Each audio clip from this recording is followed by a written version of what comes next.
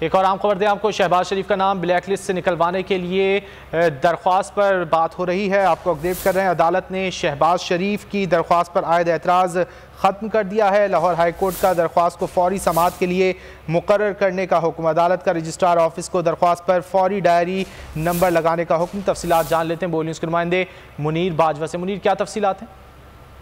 जी बिल्कुल, लाहौर हाईकोर्ट ने शहबाज शरीफ का नाम ब्लैक लिस्ट से निकालने के लिए दायर दरख्वास्त पर लाहौर हाईकोर्ट के रजिस्ट्रार ऑफिस का आयद एतराज खत्म कर दिया और अदालत ने इस दरख्वास्त को समाअत के लिए मुकर्रर करने का भी हुक्म दिया है।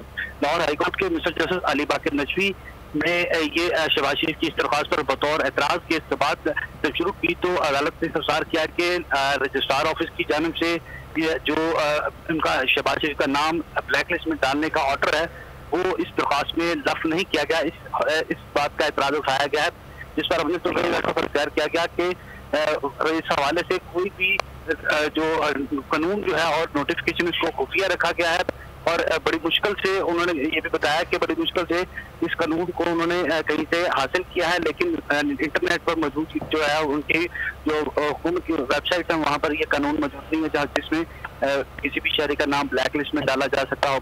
उन्होंने ये एतराज उन्होंने ये इस्तदा की कि सुप्रीम कोर्ट में भी शहबाज शरीफ का नाम ECL से निकालने के खिलाफ जो है वो नैब की जानिब से और वफाकी हुकूमत की जानिब से अपील दायर की, जिसे सुप्रीम कोर्ट ने खारिज कर दिया था। सियासी इंतकाम का निशाना बनाने के लिए इसका नाम ब्लैक लिस्ट में शामिल किया गया है, लिहाजा इसे इस नाम को ब्लैक लिस्ट से निकालने का हुक्म दिया जाए। ताहम अदालत ने इस दरख्वास्त पर रजिस्ट्रार ऑफिस का एतराज जो है वो खत्म कर दिया और इस दरख्वास्त को समाअत के लिए मुकर्रर करने का मुकर्रर करने का हुक्म दिया। बहुत शुक्रिया मुनीर बाजवा इन तफसीलात के लिए।